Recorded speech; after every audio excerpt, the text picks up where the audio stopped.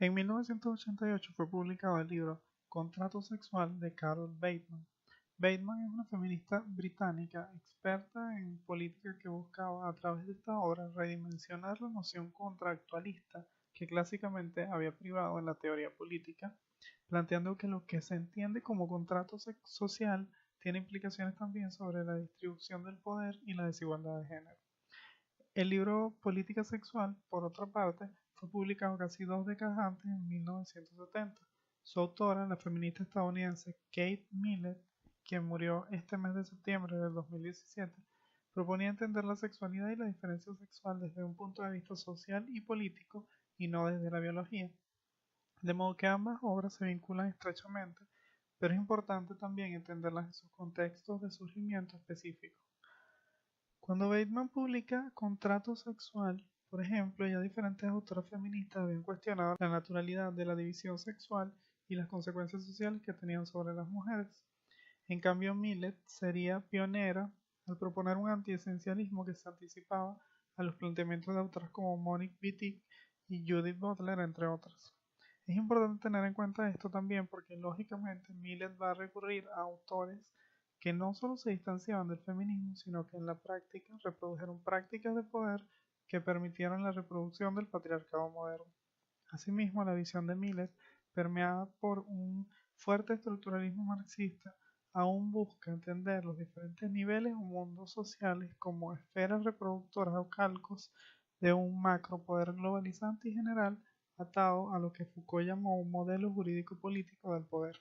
Teniendo esto en cuenta, a continuación vamos a hacer un análisis breve de los planteamientos de Bateman, retomando algunas de las propuestas de Millett en 1970. Bateman parte del planteamiento de que el contrato social, en tanto ficción política de un pacto originario, implica también un contrato sexual que ha sido reprimido y excluido de los análisis clásicos en la política, hecho predominantemente por hombres. De modo que el derecho político es un derecho patriarcal cuya eficacia, se podría decir con Foucault, se soporta precisamente en que no deja ver los mecanismos a través de los que funciona, reproduciendo en este caso la subordinación de las mujeres. El contrato social aparece como la historia de la libertad, un proceso de liberación que remite en última instancia a los hombres y que excluye a las mujeres. El contrato sexual, que es su contraparte y está implicado en el anterior, es el relato histórico reprimido de la sujeción de las mujeres. Desde este punto de vista, Bateman va a decir que la libertad civil que supuestamente se universaliza a través del pacto político originario es realmente un atributo masculino. Contrato social y contrato sexual serían como las caras de una misma moneda, ya que el contrato social se ha instituido sobre la base del patriarcado, pero además el contrato social es sexual porque presupone la libertad del hombre como posibilidad de acceso al cuerpo de las mujeres. Tanto Millett como Bateman van a defender la validez y actualidad del concepto de patriarcado, esta última cuestionando lo que llaman las confusiones patriarcales a partir de las que se entiende el mismo, incluso desde muchos análisis feministas. Las interpretaciones habituales van a definir el patriarcado en referencia solamente al derecho paternal. Sin embargo, para Bateman, el patriarcado se refiere a una forma de poder político que instituye y legitima la subordinación de la mujer en todos los ámbitos de la sociedad. No obstante, al restringirlo al contexto meramente privado y familiar, el patriarcado deja de verse como el sistema político que es, ocultando así su verdadera dimensión política. Para Bateman, el derecho paterno es solo una dimensión y no la originaria del poder patriarcal. El poder de un hombre como padre es la consecuencia del derecho patriarcal como hombre, esposo, sobre una mujer, que sería la esposa. De este modo, el patriarcado es ante todo político y público. La división de la sociedad en dos esferas diferenciadas y opuestas es producto del contrato social en tanto patriarcal, ya que permite que una de las esferas, la pública, sea monopolizada por los hombres, mientras que la privada se despolitiza y es impuesta como el espacio natural de las mujeres. Esto se concreta finalmente en la institución del contrato sexual como contrato matrimonial. Al convertirse el contrato entre un hombre y una mujer en matrimonio, luego permeado por una ideología del amor que lo convierte en natural e inevitable, se sella definitivamente el contrato sexual y la división de esas dos esferas separadas a la vez que inseparables. En el mundo moderno, la subordinación de las mujeres a los hombres no está sustentada en vínculos de parentesco o familiaridad. Para Bateman, el patriarcado moderno funciona más bien como una fraternidad entre varones, ya que el contrato original se forma después de la derrota política del padre. La idea de un patriarcado fraternal moderno puede vincularse en estos términos con los planteamientos de autores como Pierre Bourdieu. Este sociólogo habla de una dominación masculina fundada en la institución de la masculinidad como nobleza. Todos los hombres comparten ese vínculo de nobleza por el hecho de ser hombres, aunque dentro de los mismos hombres también se formen jerarquías específicas. Existen posiciones diferenciadas para los hombres, pero dichas posiciones están atravesadas por el privilegio de la masculinidad.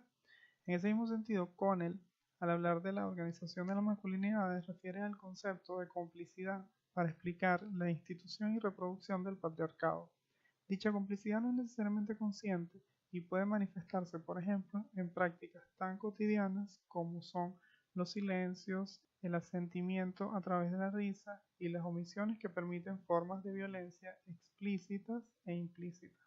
La complicidad funciona porque hay una necesidad de confirmación homosocial, de modo que los hombres deben reconocer el poder de los otros hombres para que aquellos lo reconozcan a su vez como dentro del grupo privilegiado, operando así en los términos de Bateman como una fraternidad o hermandad donde los hombres admiten y reconocen, directa e indirectamente, el contrato sexual patriarcal.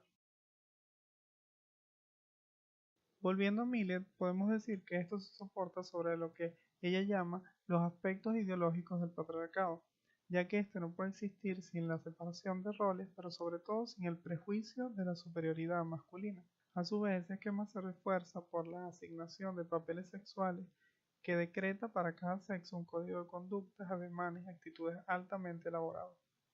Más aún, se expresa en el hecho de que toda actividad propiamente humana se reserva preferentemente al varón.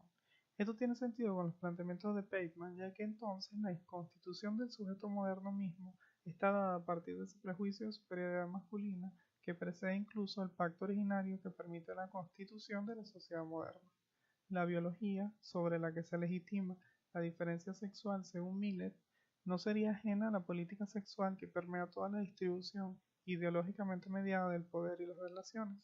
En los planteamientos de esta autora, aunque lejanos en el tiempo, ya puede verse el cuestionamiento de una natural distinción entre los géneros y cómo, más bien, lo ideológico opera en dicha diferenciación.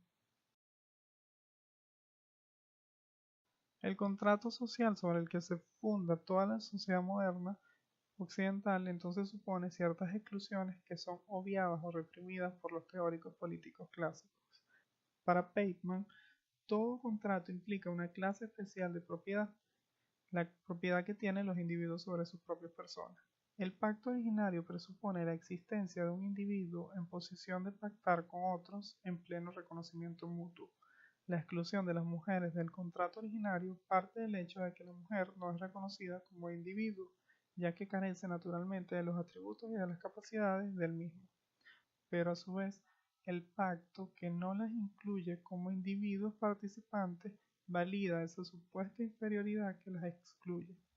De ese modo, el contrato sociosexual se convierte en el vehículo mediante el que los hombres transforman su derecho natural sobre la mujer en la seguridad del derecho civil patriarcal.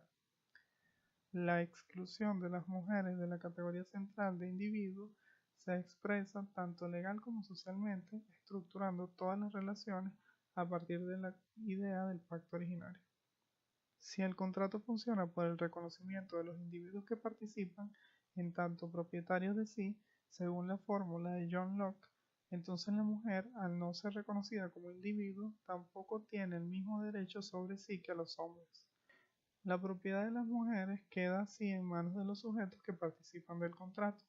Esto finalmente queda reflejado en una relación que, según Bateman, supone todo contrato de intercambio de obediencia por protección, una dominación civil en manos de los hombres y una subordinación civil que marca a las mujeres. Relación que además, como indica Millet, tiene consecuencias materiales en el plano socioeconómico para las mujeres.